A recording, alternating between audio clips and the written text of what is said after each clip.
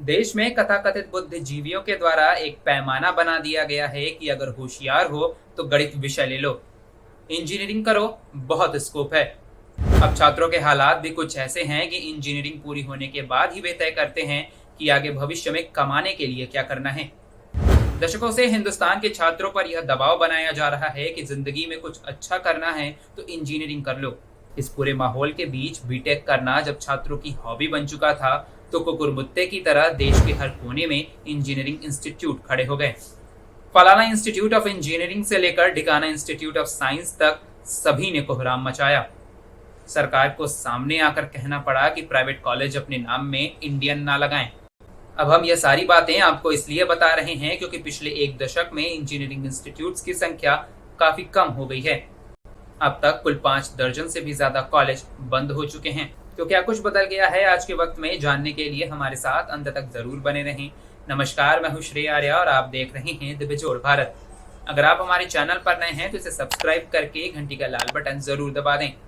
एक वक्त था जब 10वीं और 12वीं की पढ़ाई पूरी करने के बाद सभी टॉपर कोटा की फैक्ट्रियों में जाकर फॉर्मूला रटने की मजदूरी करते थे। 10 साल पहले इंजीनियरिंग कॉलेज में एडमिशन लेना भेड़ चाल हो गया था।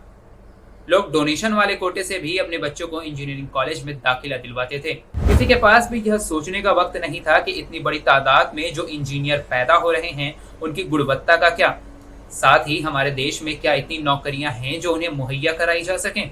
अब हालात ऐसे हैं कि ग्रेड डी की नौकरी में भी इंजीनियरिंग ग्रेजुएट बैठ रहे हैं, यानी कि जिस करियर और जिंदगी की चाह में सभी इंजीनियरिंग की दौड़ में भागे थे वह उन्हें नहीं मिल रहा। बच्चों ने भी अब इस ओर से मुंह मोड़ लिया है। यही कारण है कि अब सीटें खाली होती जा रही हैं और कॉलेज बंद। अखिल भारतीय तकनीकी शिक्षा परिषद यानी कि AICTE के आंकड़े बताते हैं कि ग्रेजुएट, पोस्ट ग्रेजुएट और डिप्लोमा के स्तर पर इंजीनियरिंग सीटों की संख्या घटकर महज 23 लाख रह गई है।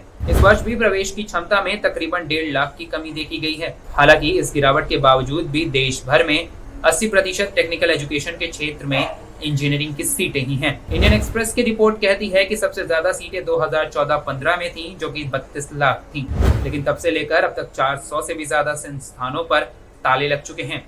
हालांकि IIT और NIT AICTE के अंदर नहीं आते क्योंकि यह संसद के कानून से बने हैं और स्वायत्त हैं।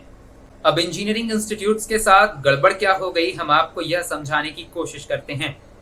जब देश आजाद हुआ तो उस वक्त 44 कॉलेजों में 3200 सीटें हुआ करती थी, यानी कि हर साल 3200 ग्रेजुएट्स निकलते थे। यह वो वक्त था जब इंजीनियरिंग करना शहरी परिवार में ऊपर के तबके तक ही सीमित था।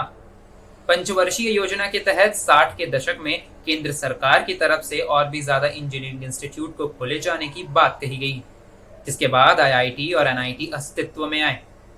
लेकिन 1990 के दशक के बाद तकनीक ने जोर पकड़ा और इंजीनियरिंग की पढ़ाई को लेकर भी कई सारे इंस्टीट्यूट बनने लगे।